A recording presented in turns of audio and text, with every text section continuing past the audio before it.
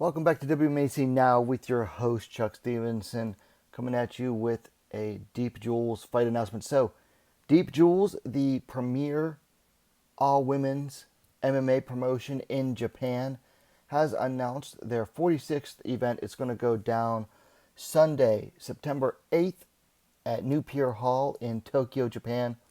We've got 9 professional women's mixed martial arts bouts on this card. Now, unfortunately, no title fight on this card, but considering that we just had 2 on the last one, that's okay. This is a good mix on this card. Not too bad at all. We've got microweights all the way up to 132-pound catchweight bout. Oh, no, I'm sorry, featherweight. From microweight at 97 pounds all the way up to featherweight at 145. And a little of everything in between almost. Or a lot of different things in between. Anyway, I'm going to try to keep this video short. Drive your attention spans too far. Just going to go over a little bit about each fight without going too in-depth into it. Before I do start though, if you can please do me a favor and hit that like button. I would really appreciate it. Alright, first pro MMA fight of the night is going to be at women's featherweight. Sayaka Juicy Hishinuma taking on Serena Kondo. Juicy is coming in at 3-3. Serena Kondo making her pro debut. You might be familiar with Juicy if you've seen, if you've followed my Deep Jewels content before. She has I think 2 wins over Po Chan Z, one as amateur and one as a pro. So that's probably what she's most known for. She's coming off of 2 straight wins though, so good for her. Serena Kondo, I'm not familiar with at all. Don't even know what gym she's out of. Oh, she's from Para Estra, Okinawa, and she's 0-3 as an amateur. Should be an easy, juicy win here. Next, we move to bantamweight, where Ta Murayama takes on Haruka Boss Suzuki. Now, Ta coming in with a record of 3-6. Boss coming in at 1-2. Now, Ta is coming in off of 3 straight losses, so she's really going to need a win here. Whereas Boss is coming off of her first pro win. She is moving up in weight for this bout. Before that, she was always at flyweight. So that's interesting. Might work against her, against the more experienced Murayama here. But she is riding the momentum at least. Next, we move all the way down to atomweight. We have Akari Kamase taking on the mononymous Sarah. Kamase coming in at 3-1. Sarah making her pro debut. She was 5-2 as an amateur. Now Kamase is riding 2 straight wins. It would be 3 if she had not missed weight in one of a few fights ago. So she missed weight against Kyoka Minagawa. It resulted in a no contest, but she did beat her. Now Sarah, she is making her long-awaited pro debut. 5-2 as an amateur, most known for the infamous Sarah versus Sarah bout back at Deep Jewels 38 in 2022. She was fighting as an amateur for a little while now, finally making her pro debut. This is definitely about to keep an eye on. Next, we have a bout I'm really looking forward to, also at atomweight. Unbi Libicho taking on Misaki Suda. Libby coming in at 1-5. Suda making her pro debut. She was 2-5 as an amateur, so her prospects as a pro don't look that great. Now Libby is coming off of not only her first pro win, but also a candidate for Women's Knockout of the Year. That was against Momoko Yamazaki at Deep Jewels 44 back on March 24th. if you haven't seen that, I think I have a short with it on there. It was a straight up two punch. One had her out on her feet, the other sent her crashing down. What a way to finally get your first pro win. Moving up to atomweight for this bout, and this isn't the like facing someone making her pro debut. I think Deep Jules wants to build up Libby right now, which this is the kind of fight that she needs to build herself up on. Next, we move to a 60 kilogram or 132 pound catchweight bout. Momoko Saito taking on Mana Akagi. Momoko coming in at 1-2. Mana, also sometimes just goes by one name, coming in at 3-3. Now, both fighters are coming off of wins here.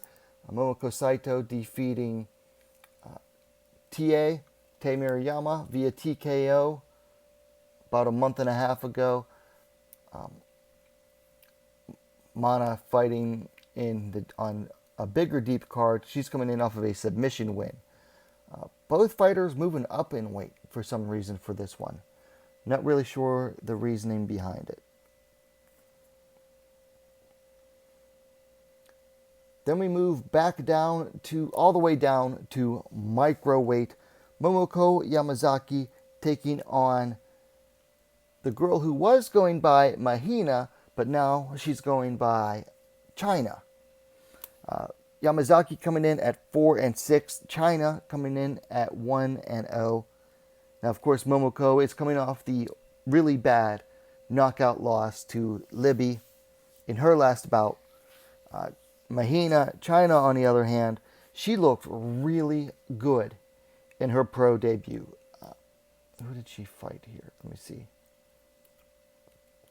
She took on Kyoka and looked much better than what you would expect out of someone making their pro debut, and who also only had one amateur fight before that.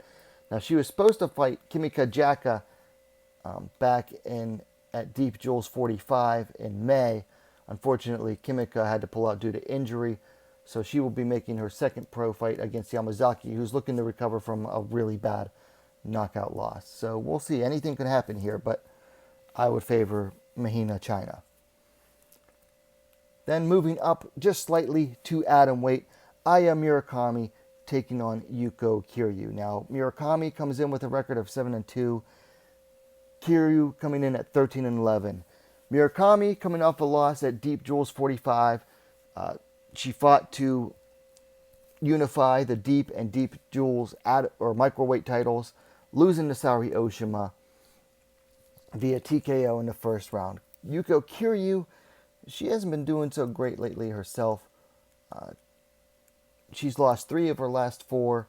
She's coming off of a TKO loss back in March at Deep Jules 44 to Kate Lotus, who fights this weekend at Super Rising. But so both ladies are looking to recover from some losses and pick up a win here. Also, it should be noted that Yuko Kiryu, of her 3 losses in her 4 most recent fights, all of them were by finish. Now, one thing to note here is that this fight and the rest of the fights on the card will be 3 5-minute rounds, whereas in Deep Jules, a lot of the fights are only 2 5-minute rounds. This fight and the following 2 will be 3 5-minute rounds apiece. Next, we move to the co-main event, 3x5 rounds.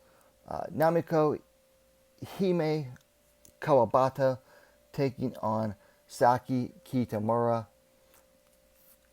Hime coming in at 4-4. Saki coming in at 2-2. Now, Hime has lost 3 straight. All to Machi Fukuda via submission. Dropped a decision to Shiyu Park, where she just got outworked. And then went up very short notice and moved up in weight to flyweight. Took on Rin Nakai. Got submitted.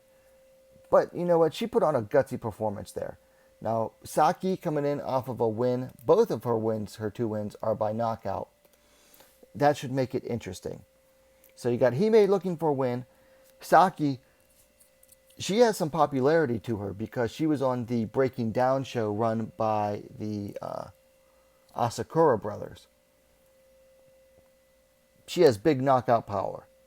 So two fighters who prefer to stand and bang, we'll see if they both do that. Should make for a good one.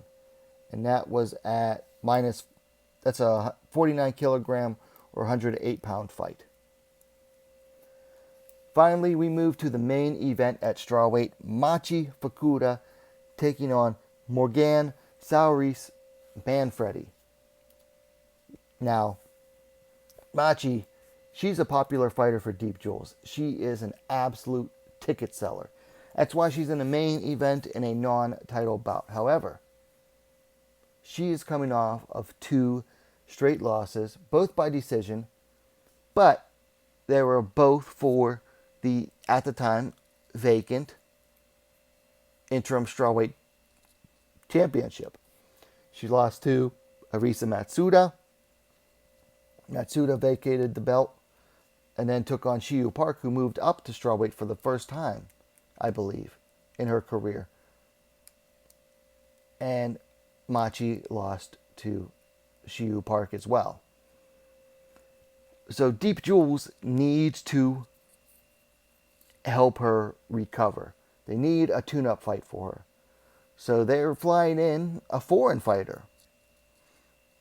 They have a hard time getting strawweights.